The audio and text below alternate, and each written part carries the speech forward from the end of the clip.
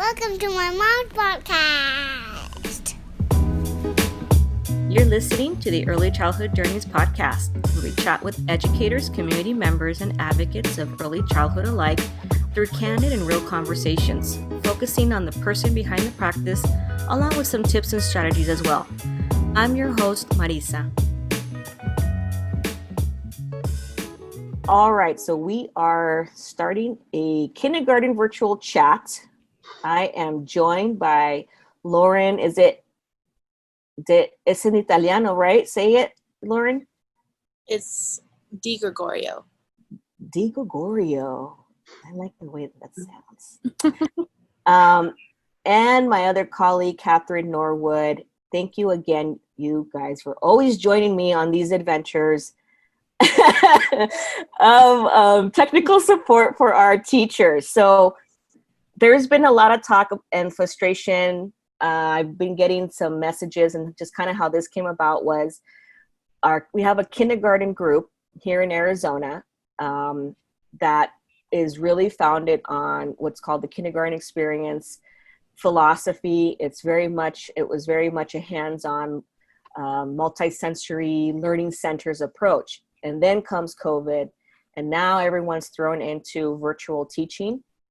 And many of the teachers, like all of us, I know for myself, speaking for myself, struggling to try to support that educator through the online process. So from those conversations, I'm like, hey, would anybody be interested in joining us to just a little informal conversation?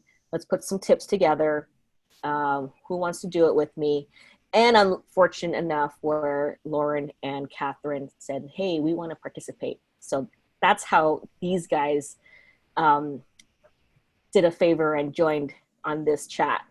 So for us, what we're going to do is I'm going to go to my slideshow. This is being recorded. I'm going to convert this to an audio podcast, and then I'm going to have it also on our YouTube channel for the Early Childhood Journeys YouTube page, and I'll link it out for teachers that want to take a look at it. I know there was a lot of changes here in Arizona, and you guys just missed the good parking lot talk, I call it, of all of the changes that the Governor Ducey made regarding his executive order on asking or requiring everybody to go back to in-person learning instruction. So there's just been a huge shift here. Lauren is joining us out of state. She's a kindergarten teacher out in New Mexico now. We won't hold that against her, but she's still very much connected to us here, the kindergarten experience family. And thankfully also Catherine is also here locally in the Phoenix metro area. So let me go to the slideshow. I'm going to just share my screen again just to give us a guide. And then you guys, Lauren, jump in and share your thoughts. I know you've been working too. So one of the images that I wanted to show, this one made its way around social media. It's a graphic that says using video to assess student attention in virtual class meetings.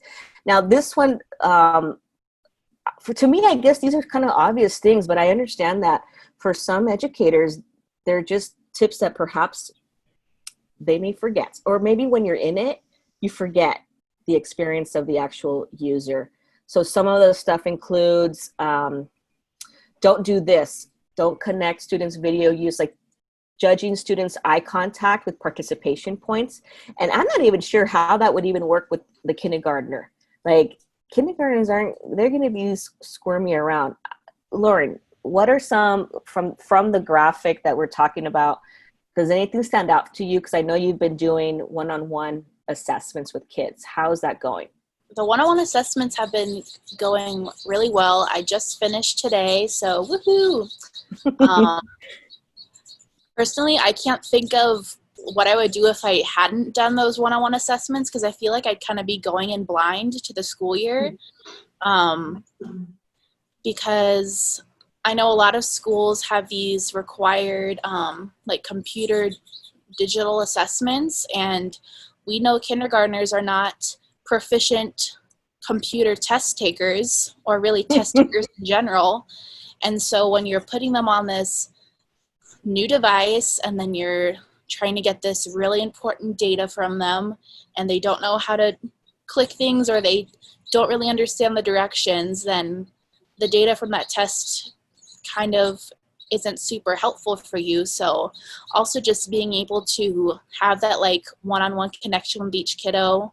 I was actually able to do virtual home visits for the first 3 or 4 days of school. So that was the first time I met them. And then so the assessment was actually the second one-on-one opportunity I had with them. So kind of just building on that, getting to know them a little more, on top of the daily morning meetings that we've been having with the whole class, which is kind of tricky to try to get lots of kiddos involved. So I think the one-on-one assessments are kind of essential for kinders. Now, Lauren, is that something that you were able to create because you were given that autonomy, or was it a suggestion by your school administrator? I'm curious about that. So for the home visits, those were required for my school. The one-on-one assessments was just me finding an area that I needed to get more data on and want to connect more with the kids. So that was kind of on my own. But I know a lot of other teachers on my team this week were also doing that. So what about, if I may ask, are your students required, like, is it a district that requires uniforms? Because I know that for many school districts, there's this whole thing about wearing a uniform while they're doing the online piece.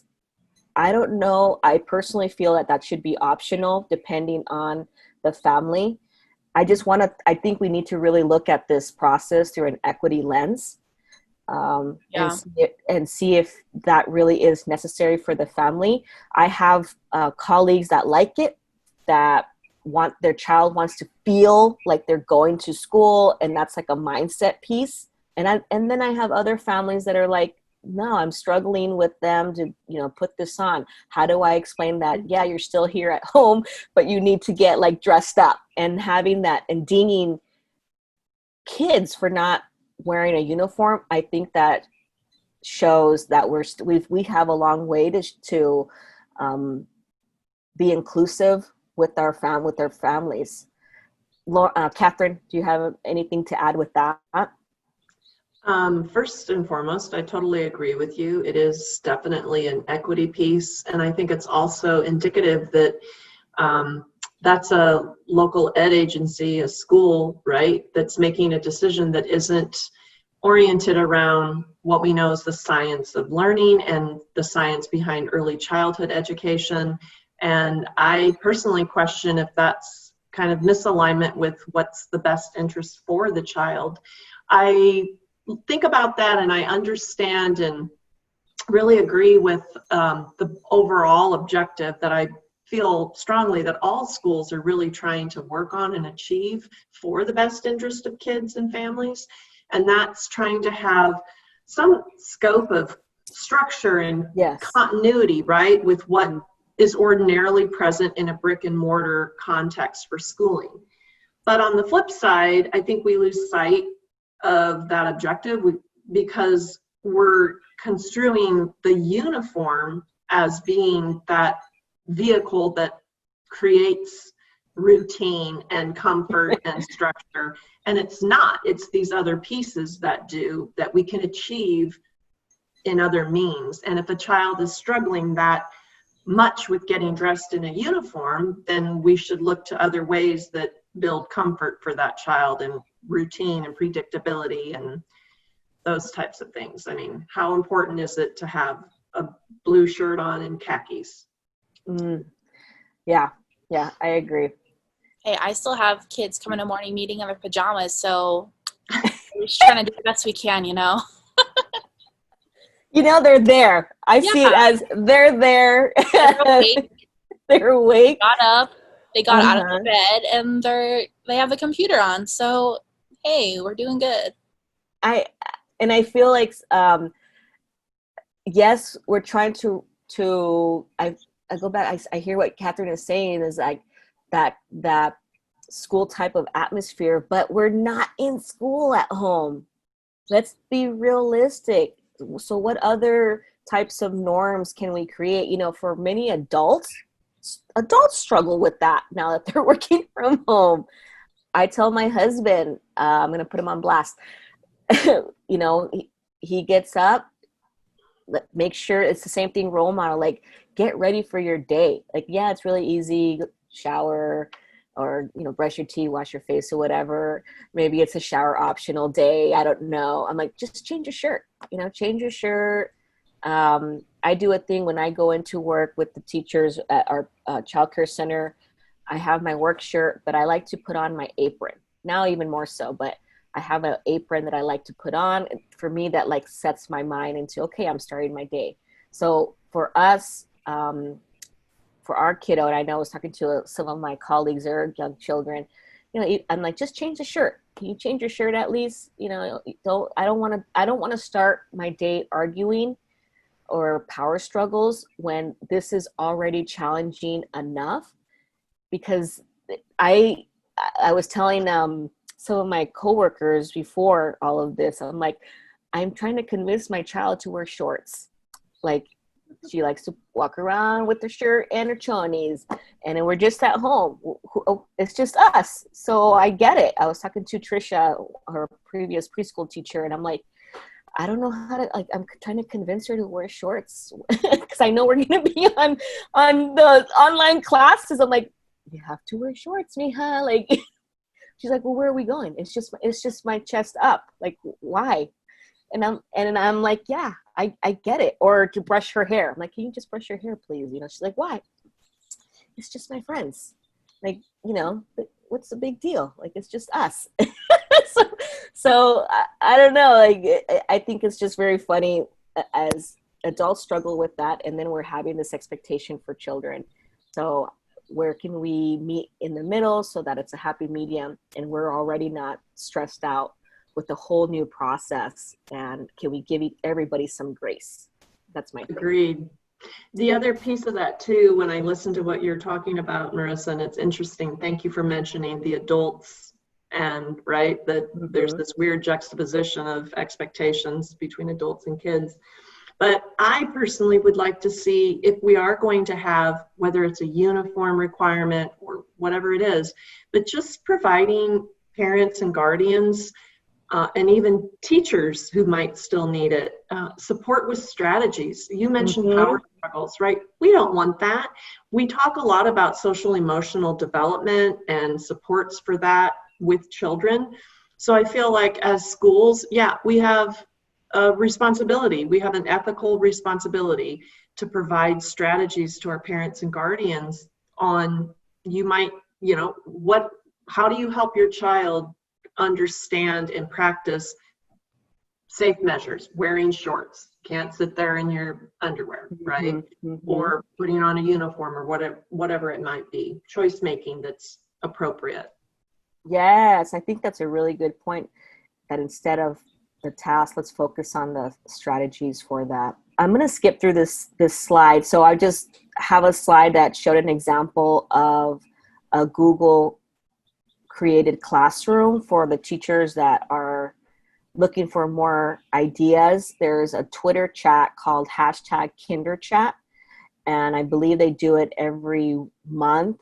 I believe they're going to be starting up again in September, but I have found it to be really helpful as an additional tool for very common kindergarten questions and for some more support. And the gal that leads it sent me this link to this Google Classroom, and you click on it and it has websites that the kids can then be led to. For example, it has a PBS Kids logo on it, and when the kids click on it, they go to the PBS site to play the literacy games. So I thought that was, everybody was doing their Bitmoji thing. I don't know, I kind of go back and forth with that, but if this is another tool that you are using for the online platform, go for it. Don't just create the room, but if you can make it interactive, that's my thing. I'm like, okay, it's a pretty picture, but is it interactive? Can parents utilize it as a visual resource, especially for kindergartners, right? the next resource, and I want to get to Catherine's tips that she had pointed out. I have a link for, so teaching strategies. I came across some webinars specifically for kindergarten teachers. This specific webinar called Admin, What Do You See? Meaningful Interactions in Kindergarten. So what admins are looking for in a meaningful online kindergarten experience. As a teacher, you can check it out. It's free to view. I think it's like 30 minutes on the Teaching Strategies website. And you can see what the admin is looking for. So it kind of gives you a baseline as far as how you can incorporate some of those same concepts to your online teaching.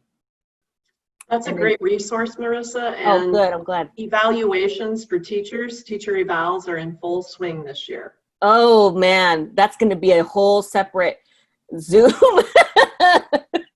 Lauren, I see. So Lauren's face shaking her head. I mean, I really hope I'm really curious about what the baselines are going to be, because everybody, the goal has to be, I feel like, let's step it back some steps, some milestones, because there's so much trauma and other factors, and I'm wondering what that's going to look like.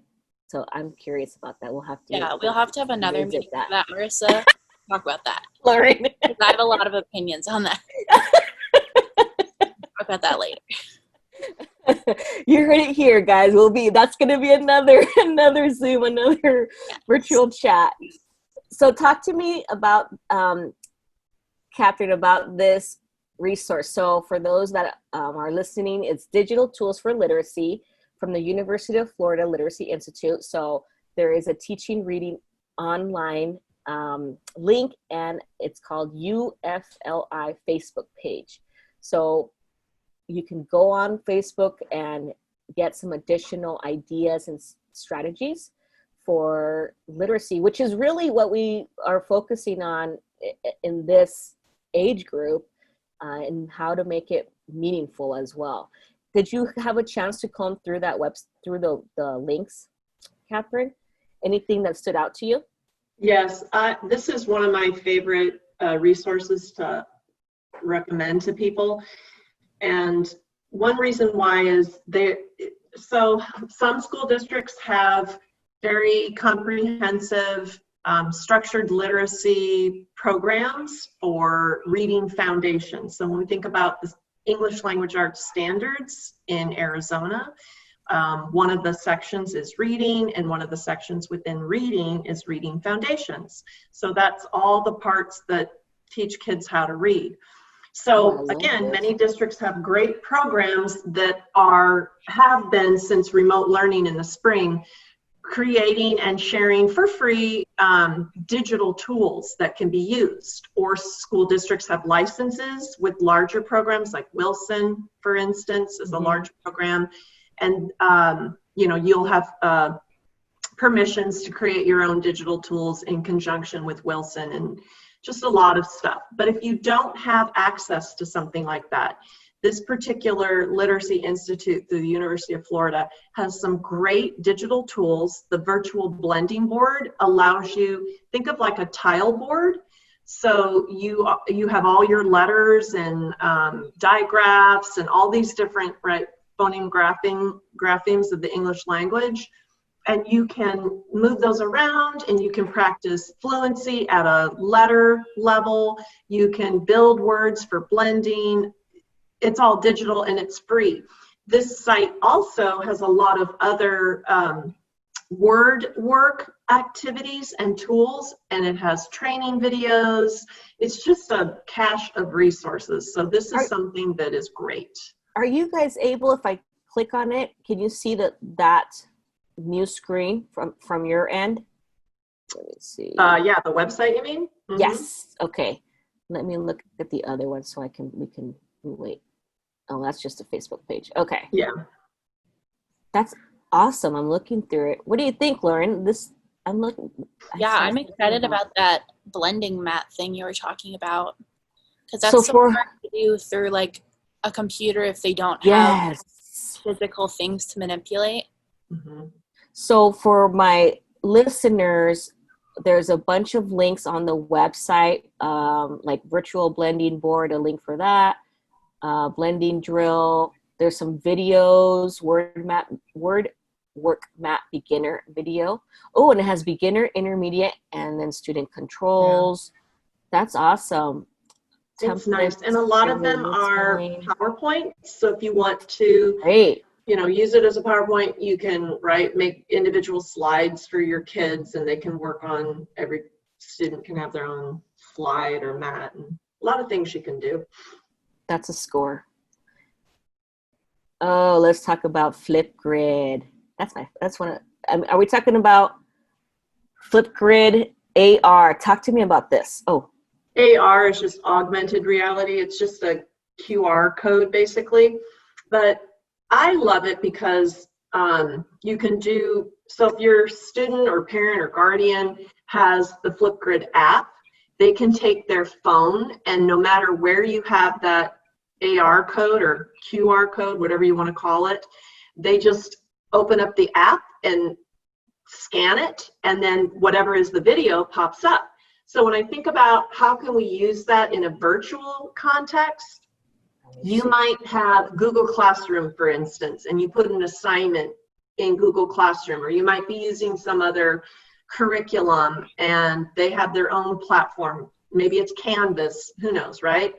So whatever it is that you've got organized as a learning task or assignment, you can chunk it, you can put in that AR code, and then all they have to do is wand over it with their phone, and they have a video, and you can make the video whatever you want. If you want to import something into Flipgrid, you can do that. You can video record somewhere else and import it to Flipgrid. You can make it a video of yourself. I mean, I'm all for Bitmojis and stuff, but I think students want to see their teachers and hear their voices.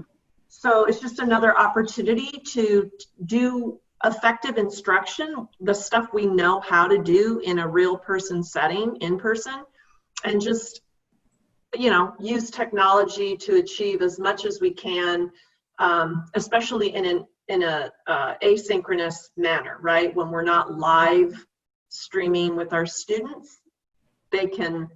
I love this platform. I'm pretty connected to this chat that's offered on Twitter for Flipgrid. When I was learning how to use it through our grant work for the kindergarten experience, especially for our ELL population, it is so helpful to use this type of tool, and it's free to use, and it's very controlled and private as well. Because I remember we were talking about the, making sure you're checking with the privacy settings. Many school districts use it. Our particular school district, I remember asking, they didn't want to use it for whatever reason. I'm like, it's totally private. You could have it just, closed with just for the classroom, because it's also very familiar. There's the emoji feature that is involved. I mean, those are tech tools that little kids right now are familiar with, that can encourage language and literacy. Yeah, that's awesome. Let's see. And then this one was really cool. You want to talk about this image? Sure. That one, a colleague shared with me actually today, and we were using it as part of another project at school. But I liked it a lot just because, it's something I'm hearing from a lot of teachers that they miss being engaged with their students, and they miss the interactions, and it's kind of wearing them down, just as much as students miss their teachers miss their kids and those relationships.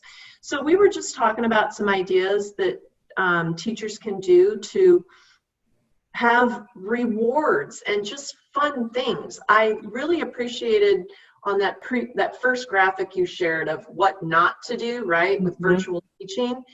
And I am not somebody that is a real extrinsic reward person, even as a teacher. Right. So I just feel like, do these as celebrations. Do these as way to make connections.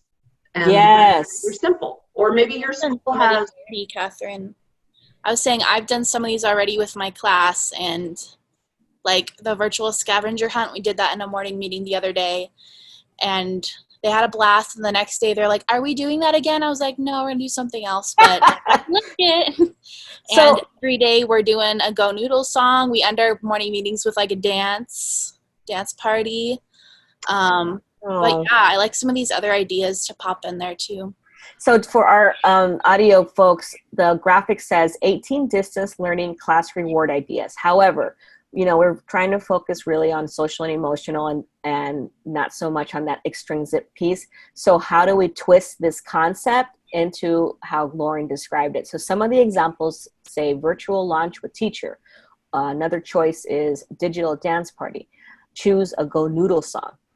Mystery reader, joke sharing, virtual field trip. So things, I love this. Things that for me, it feels like creating your classroom community online. Mm-hmm. I mean, it really does. It's engaging, it's authentic, and it provides the kids an opportunity to choose as a consensus. I would say too. Do you just right now? Are you just deciding on kind of what to do, Lauren, or are now the kids shouting out as far as like what they want to do for the next day? Have you had some requests? Well, the scavenger hunt was requested. So each day I've tried to do like a new kind of activity with them. Yeah. That's kind of like exciting and get some interacting with each other. So I've done like a mystery bag. So I have like a bag and I kind of shake it up and I tried to see if they could guess it in 10 questions. And that was also good for like figuring out how to ask questions, because practicing the concept of questions.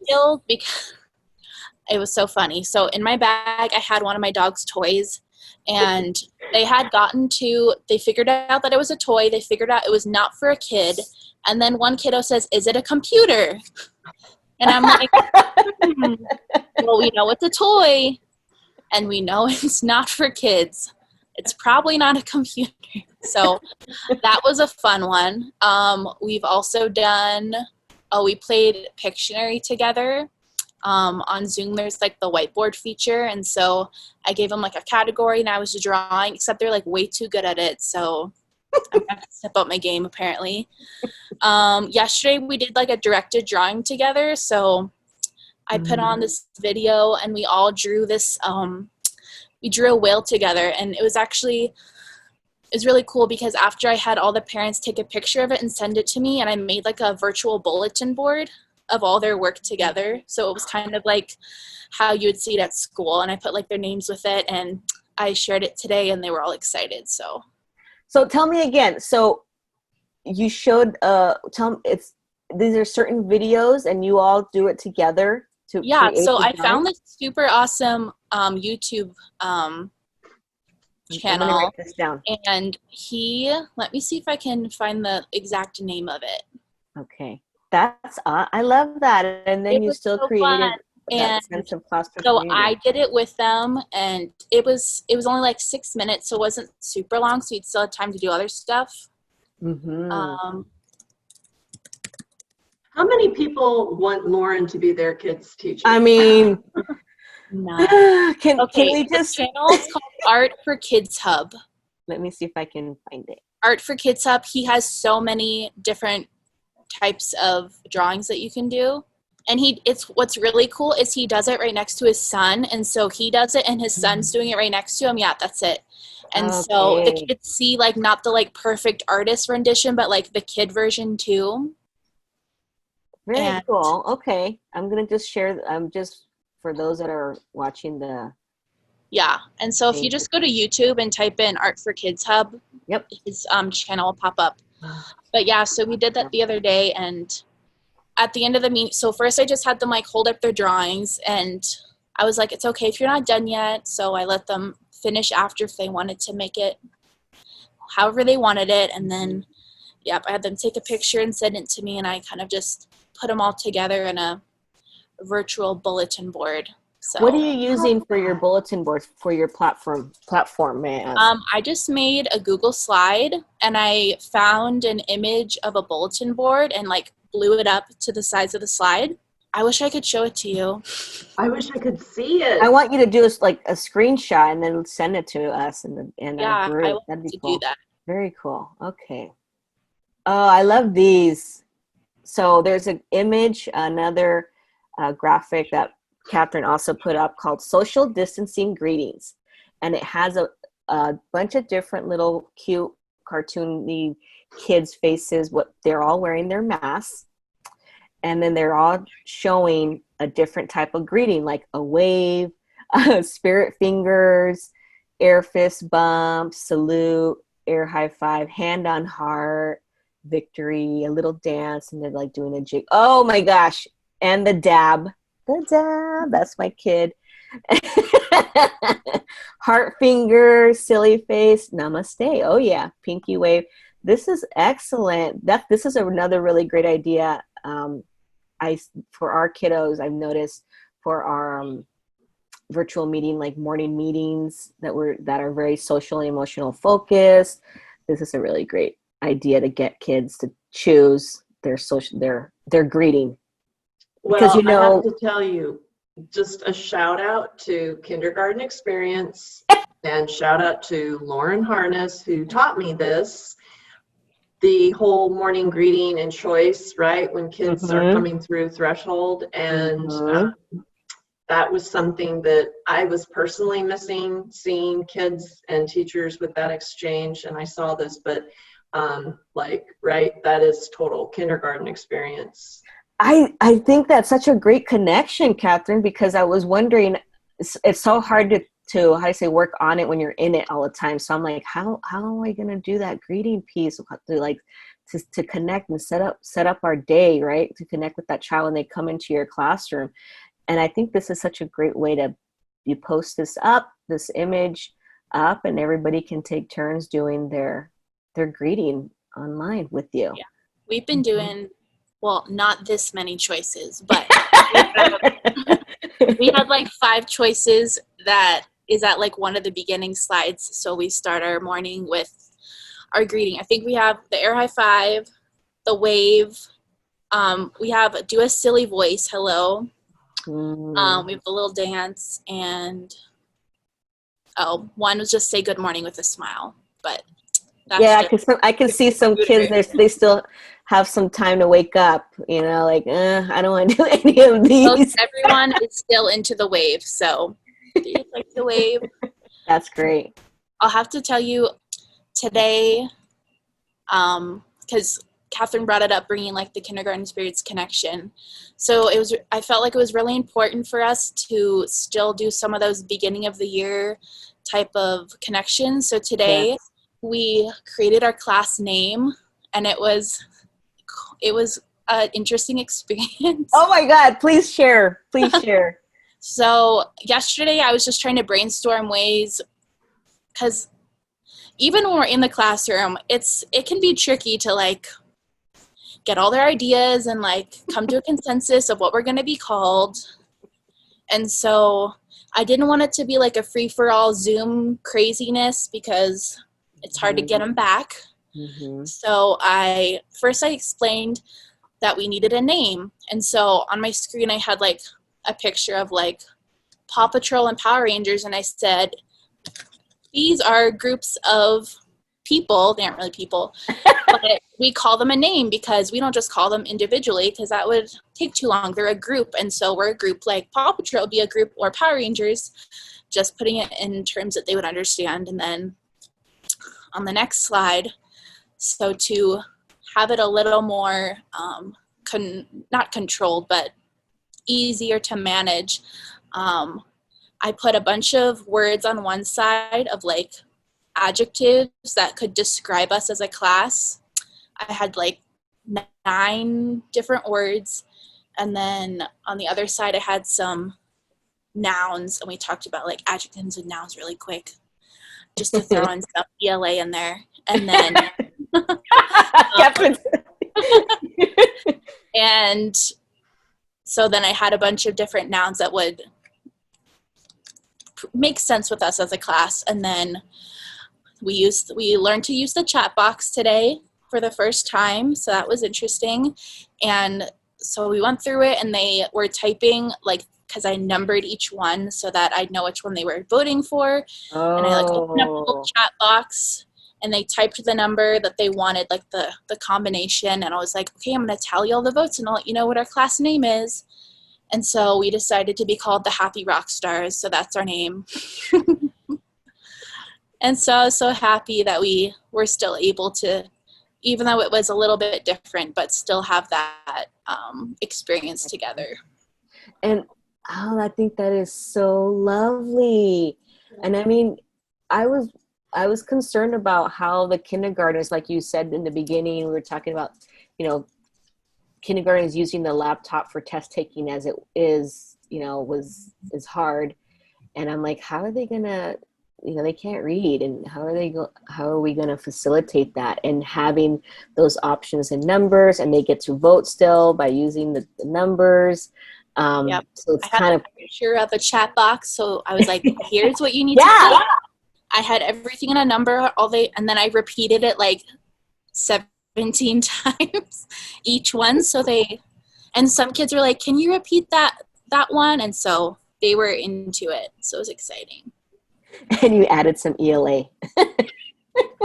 Yeah, we did. In an entirely integrated, purposeful manner that was absolutely engaging. Bravo, seriously, that was brilliant.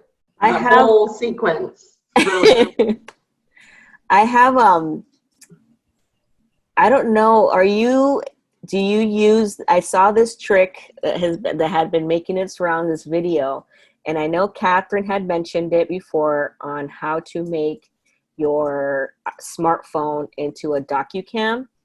I have the video on this PowerPoint. I'm sure if you Google it, should be so many YouTube links to how to connect your smartphone so that you're not having to hold up a dry erase board to visualize something, especially if you have a lot of boxes on that screen. This came up before because one of the challenges I was seeing was some of the students, some of the school districts are using the Lenovo laptops, and the screens are small. Like my Mac screen, I think might be a little bit bigger, but when you're using certain online platforms, like, I don't know, whether it's Google Classroom or Canvas, so, and then you're within that screen, you're using, your PowerPoint. So it's like screens within screens.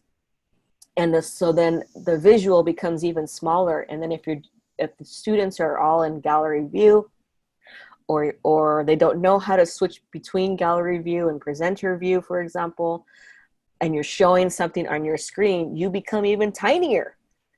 So just keeping that in mind, that if you are going to be showing something on your screen, consider practicing how to use your smartphone as a Docucam.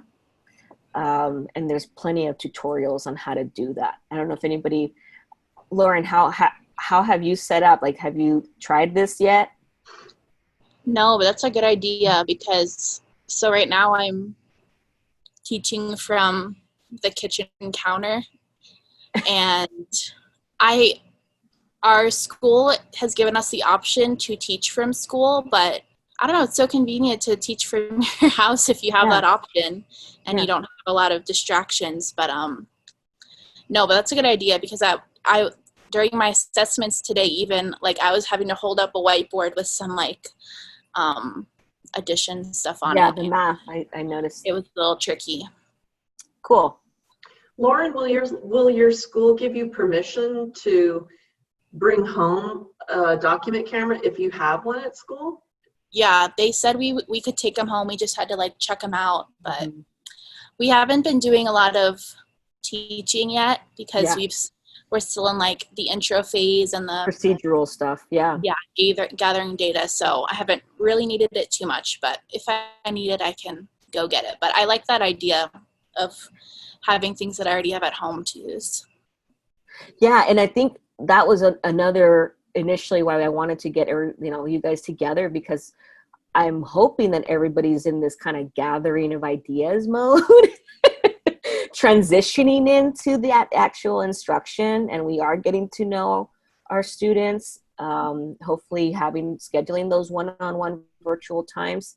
So, and a couple of these strategies, hopefully you can use them for your school district if you don't already have them. This is my favorite. I'm showing a new slide that Catherine put up from Colorín Colorado. The English one is reading rockets, I believe. So back in the day, a long time ago, when I used to work with what we call kith and kin childcare providers, mainly were Spanish-speaking community, I came across this website for teaching English language learners and helping those communities with their language and literacy. And I did not know that there was the English counterpart called Reading Rockets. I just thought I scored with this website called Colorín Colorado. And so this website has many languages. I mean, I've seen Mandarin, Korean, like they have Vietnamese.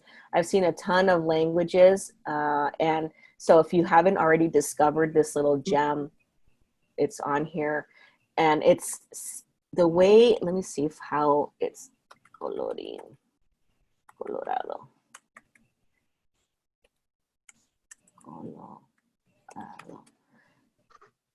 It is, here it is. It's color in Colorado, okay, in English.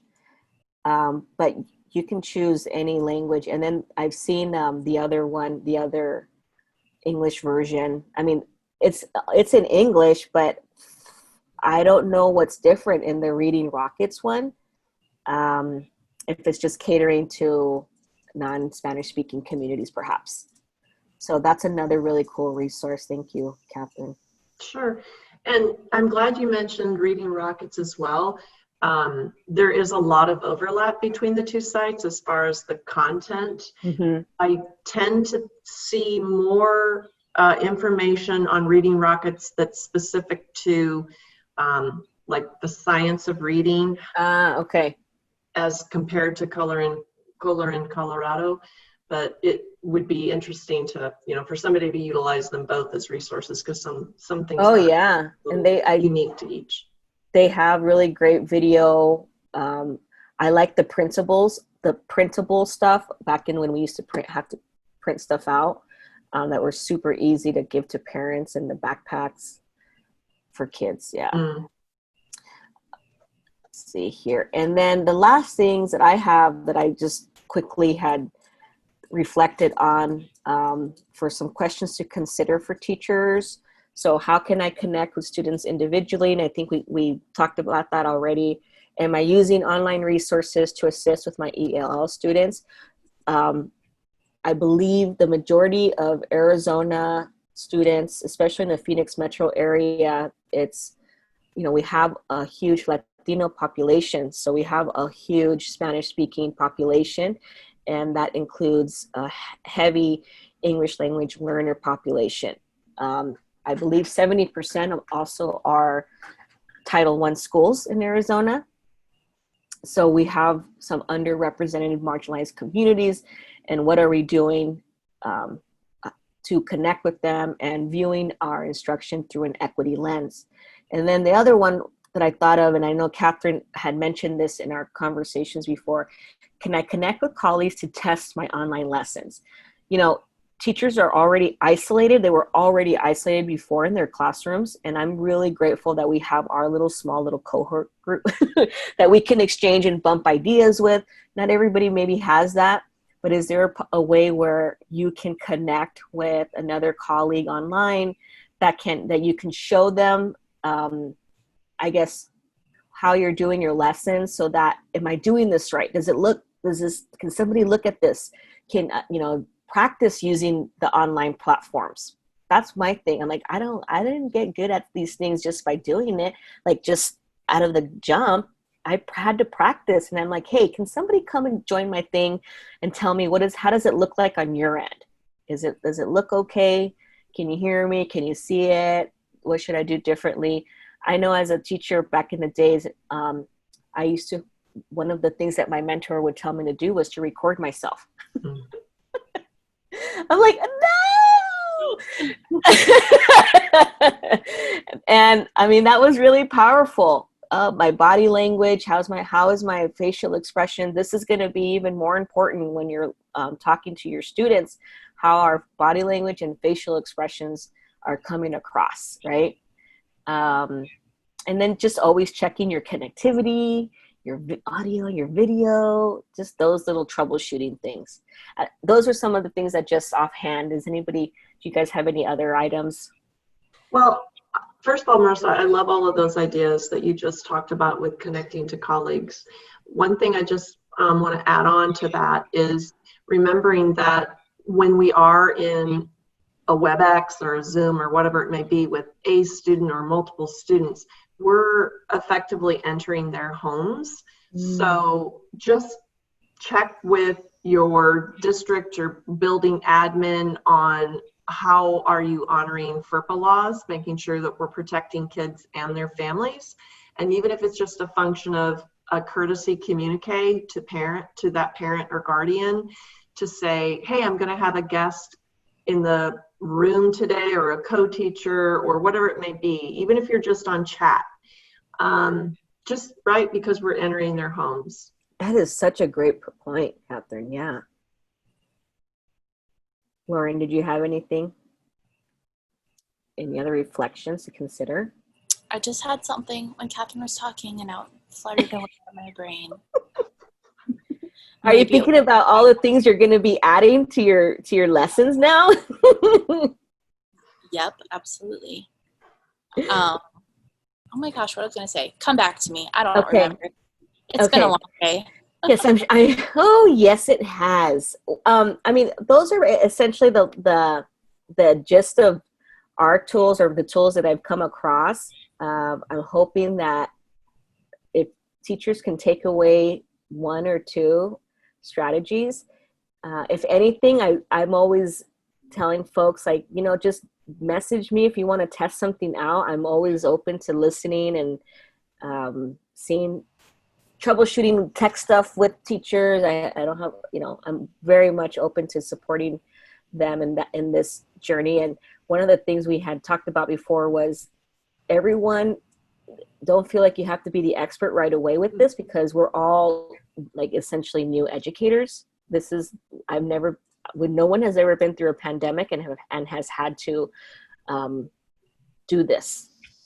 Like, there's just so many factors to consider. I don't feel like there's one perfect way.